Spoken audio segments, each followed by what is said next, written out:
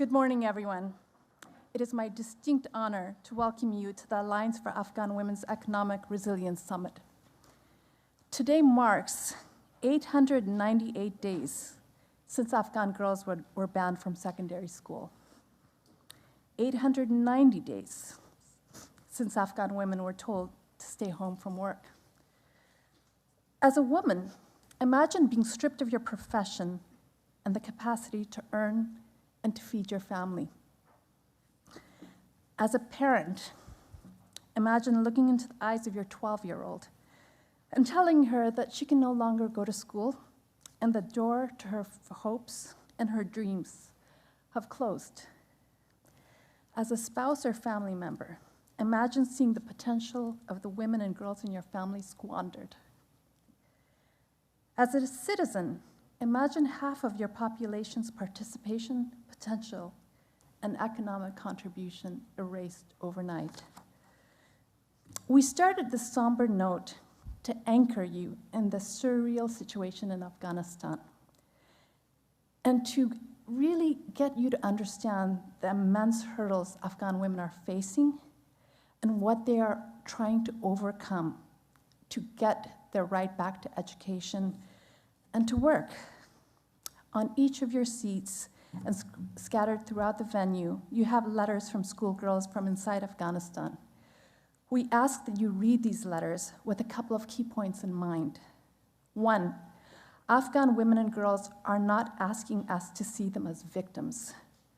They are asking you to recognize their dignified struggle for their rights. Two, they want us to engage them as partners.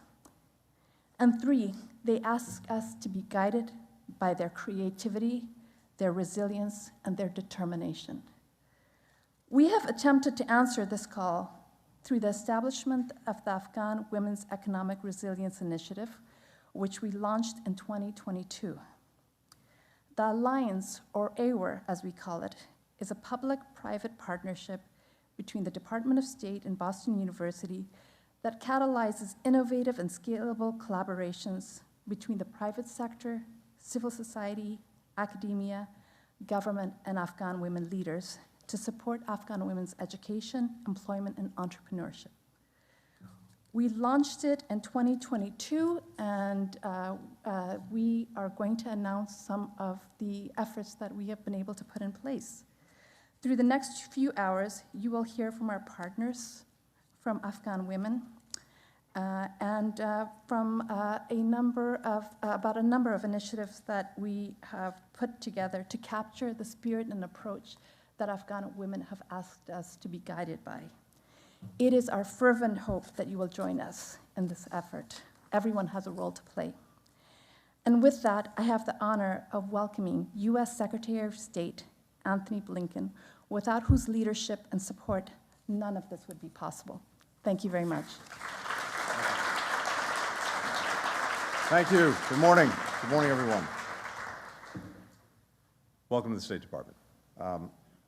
To our special envoy, Amiri, Rina, thank you not only for the introduction, but thank you for the truly remarkable work that you, Ambassador Gupta, Special Representative West, Assistant Secretary Liu, and all of your teams are doing every single day to fight for Afghan women and girls.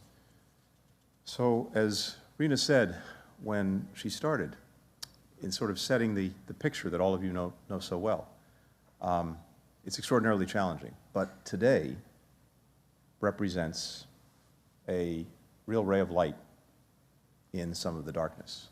And again, that's because of the work that so many of you are engaged in.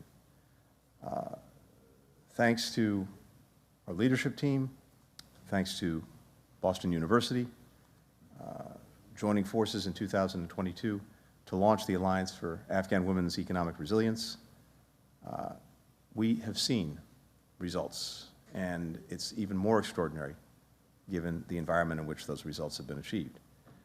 We developed this initiative to try to grow public-private partnerships that would benefit women and girls living in Afghanistan under a Taliban that severely represses their rights, and help Afghan women and girls who fled the country, including those who came here to the United States. Together, we're investing in skills, we're investing in training, we're investing in job opportunities, we're investing in women entrepreneurs. And that mission is simply more important than it's ever been. As you all know, the Taliban continues to deny women and girls access to secondary school and universities, blocks their participation in entire sectors of the Afghan economy. They continue to limit the movements of women and girls outside their homes and persecute those who speak up or speak out. The Taliban's decrees violate women's fundamental freedoms and human rights in the most basic ways. But maybe more important, in a sense, or something that needs to be recognized, is they also go against the will of the people of Afghanistan. Surveys show that more than 85% of the population believes that women should have equal access to education.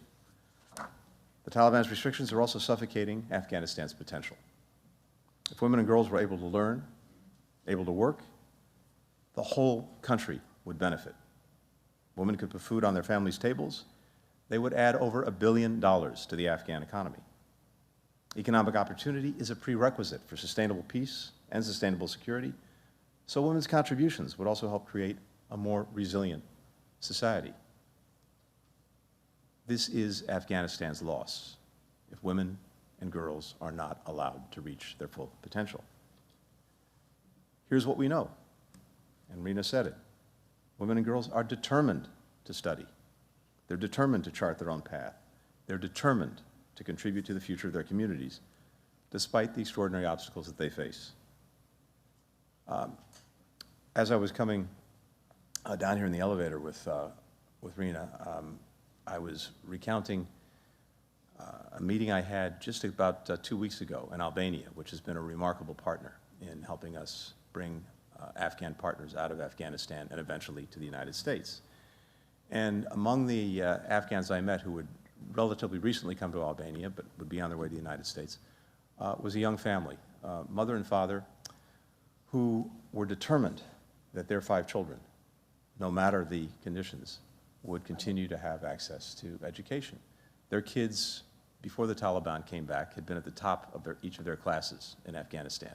This was a family that was very determined about making sure that not only were their kids in school, but were succeeding and achieving in school. Then, with the return of the Taliban, the girls, of course, were no longer in school. I met two of their daughters, twins, 14 years old. They'd been in Albania for just a few months. Their English was extraordinary, in part as a result of the programs that we have the privilege of helping to conduct. One of the daughters was determined to go into fashion design. The other was determined to go into business. Of course, I tried to put them together. If you want to do the fashion design, you want to do the business, this is perfect. You can, but it's hard to describe, and I know so many of you know this from your own families, from your own experiences, from the people you know. It's hard to describe fully this absolute thirst and absolute determination for learning, for education. And they told me the stories of how, even after the return of the Taliban, they'd found ways to somehow connect and to try to stay current with their education. It was, on one level, exhilarating to meet these young people who I know are now actually about to be resettled in Virginia. But also just underscored the tragic loss for Afghanistan of having so many of its people sidelined and have such challenge in trying to meet their full potential. Countries from around the world, though, are determined to support Afghan women and girls who want to learn, who want to go to school, who want to pursue their educations, who want to work. Countries like Indonesia and Qatar, which have coordinated international efforts to expand educational opportunity for Afghan women, or the more than 70 countries from the Middle East, from Asia, from Europe, from the Americas, who came together in a joint statement of the United Nations calling for, and I quote, the full, the equal, the meaningful participation of women and girls in Afghan society. The United States is proud to be part of these and a number of other efforts. Over the last 2 years, we have grown the Alliance for Afghan Women's Economic Resilience, recruiting more partners, developing additional programs. Boston University has played a vital role, and we are so grateful for that partnership, helping the Alliance design the initiatives based on research but also based on consultation with Afghan women leaders, making sure that the programs are accessible for the participants. Soon, the Alliance will begin offering 3 new kinds of programs, and I just wanted to briefly touch on them today. First, the Alliance will provide virtual training and skills-building courses for Afghan women around the world so that they can get jobs and earn an income. For example, the Qatari government, the Qatari Foundation, Education Above All, and the American education company Coursera will provide hundreds of thousands of Afghan women with technical job training classes. Microsoft, LinkedIn, will give women a chance to earn certifications and then connect them with employers so that they can put their new skills to use. Second, the United States and the Education Above All Foundation will provide scholarships so that Afghan women refugees in the United States can finish their bachelor's and master's degrees. Third, the Alliance will support Afghan women as they start and then grow their own businesses. Arizona State University's Business School is going to be offering free online courses. Meta will provide training in subjects like financial literacy and digital marketing so that entrepreneurs can learn how to scale up their operations, reach new customers, create jobs for others in their communities. Finally, the Alliance will continue providing opportunities for Afghan women around the world to work with mentors in their fields. 2 years ago, the tech company Pod started this initiative, and now Microsoft and LinkedIn are joining in as well. Already, what we've seen in a short space of time is these efforts have given women someone to turn to when they have questions, when they need advice about the challenges that come with starting a business, finding study materials, or building up their resumes. By growing these programs, we will bring this kind of support to more and more women just like them. Every single one of these initiatives builds on other efforts to support all the people of Afghanistan, not only women and girls. Going back to 2021, we contributed food and agricultural assistance to feed families. We've delivered essential medical care to vulnerable parents. We've mentored journalists. We've trained healthcare workers. We provided life-saving humanitarian assistance, including to displaced families after the devastating earthquake just last October. On these and so many other issues, we have benefited from the partnership and leadership of extraordinary Afghan women, people like the speakers you're going to be hearing from today. There are a lot of opportunities, even in this incredibly challenged environment and this incredibly challenging time. There are many opportunities for everyone in this room to support and to collaborate with these women and other women like them. So, whether you're here today from the private sector, academia, civil society, government, join us. Join us in this alliance. Join us in its essential mission of helping Afghan women and girls realize their full potential and, yes, actually build a brighter future, not only for themselves, but I know this will happen for Afghanistan and, given the extraordinary contributions I've already seen Afghan women and girls make, for the entire world. Thank you so much for being here today. Thank you.